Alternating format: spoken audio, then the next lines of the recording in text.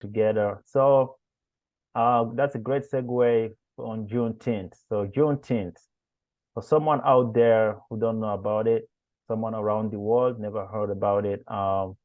So educate us, educate the viewers. What is Juneteenth?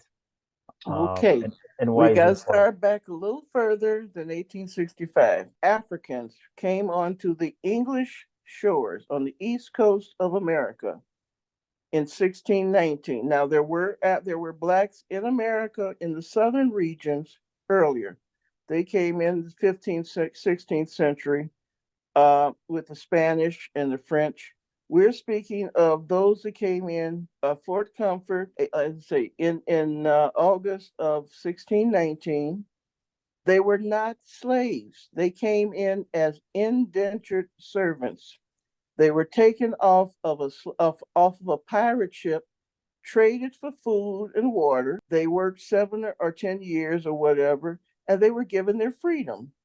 Slavery did not begin until another 40 years later, when one man did not want to release his indentured servant.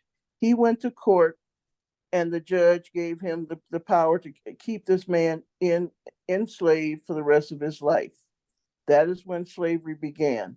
Now, so they were enslaved from 1660, 1661, all the way up to 1861. Then you get into the Civil War. You had the Civil War. You had the 11 states that dropped away from the United States, and these are the only states that the Emancipation Proclamation covered. Emancipation Proclamation did not cover the border states between the two sections. The Northerners had slaves, but they were mechanized and not really known as slave states. The southern states, there were 11 southern states that pulled away from the Union. President Lincoln, in September of 1862, wrote the Emancipation Proclamation, telling them that if they did not return to the Union, they would take their property would be taken away from them, from the plantation owners. This took you up to December 31st, 1862, which gives you Watch Night. Watch Night, people sat in the church waiting for midnight, January 1st, 1863, which gave them their freedom in Washington, D.C., and also gave them the recognition of freedom in the southern states. After that point, it then had to go to the Senate, which takes us to the 13th Amendment. It was voted because the Emancipation Proclamation was just an order by the president. When it went to the Senate and the House of Representatives, they voted on it, took it back to the Senate, where the president signed it into a law. Then the 13th Amendment became a law of freedom. 2.5 years later, Civil War was winding down. Was not, as a General Granger, Major General Granger, was en route to Texas-Mexico border to fight Maximilian. He had a number of ships. They had mixed rate. They had U.S. colored troops, which had been in effect for about a year and a half, 2 years, for their freedom. So if you like what you've seen so far, don't forget to subscribe and check my courses online. So you can go at Online Campus School and subscribe here and hit the notification so you get notified anytime we upload new videos. We have very interesting content here. So feel free to go ahead and watch whatever you like. You can also check my courses on Udemy. This is one of my latest course, Solar System 101 course for all level. This is one of the Hi everyone and welcome. I'm MD Jallo. I am an educator, a project manager, a data analyst about space and its long skills from public available information. Would you like to learn and refresh your knowledge about what is space? How big is space? About our solar system, about our own star, the sun, Kuiper Belt, the Earth cloud, beyond our solar system, with exoplanets and galaxies, planets, dwarf planets, moons in our solar system, and then learn about eclipses, asteroids, comets. I will see you inside the course. Ready, set, let's go. So you can check that course if you like it, to learn a little bit about our solar system. And also have other courses there. You can see here some other courses. The Ultimate Amazon Leadership Principle Masterclass, complete course on top 41 legit ideas to make money, a brief beginner's guide to gaming, a brief introduction about America. That's a great course also. Starting a business in America as a foreigner. Okay, that one also is a great course. Of course, the solar system course, one of the highest rated course right now on Udemy. Very hard. Make sure to check it out. All right, back to the video. And they had white Native American. Tell you there were 10,000 Black soldiers on these ships. They ran into a storm en route to Texas, Mexico. The ships went into Galveston. They got off the ships, and this is 2.5 years after all the paperwork, and they say there are still people being held enslaved. Once they held them, and once they found out they were enslaved, they went back and said, "You will free these people, or we will do something before we leave." General Granger had Major General Emory, or Major Emory, General Order Number 3. They took it to the church called the Little Colored Church, which is now known as Reedy Chapel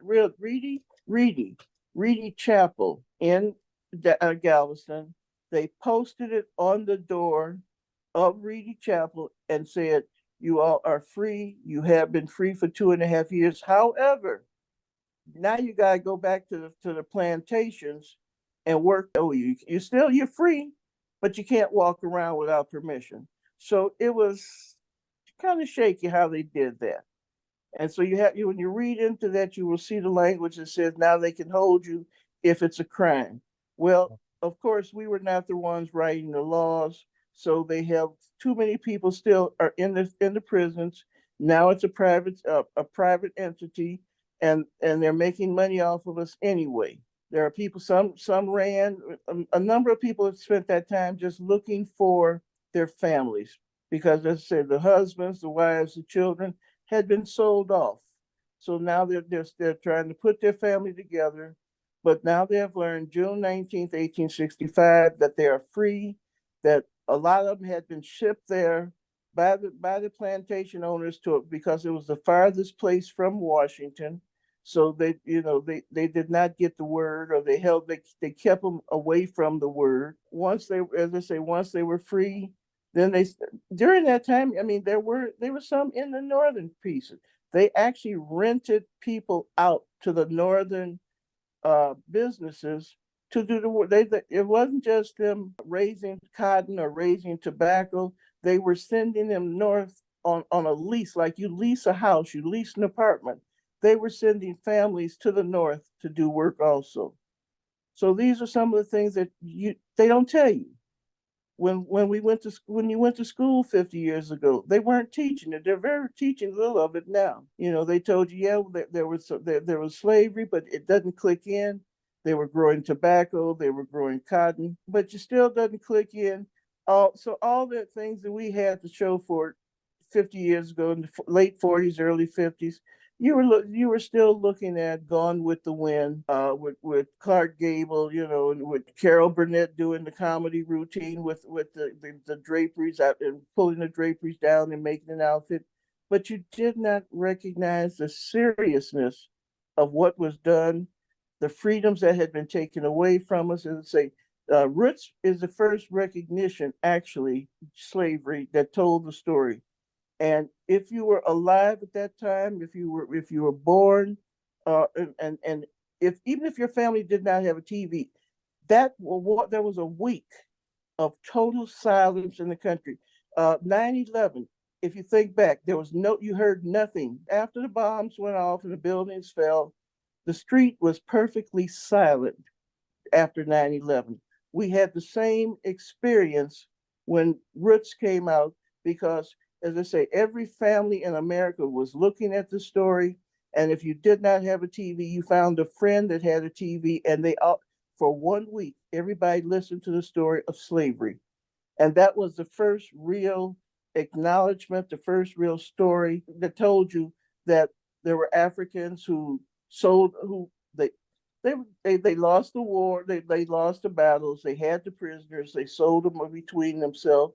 But again, they were freeing each other after a certain amount of time.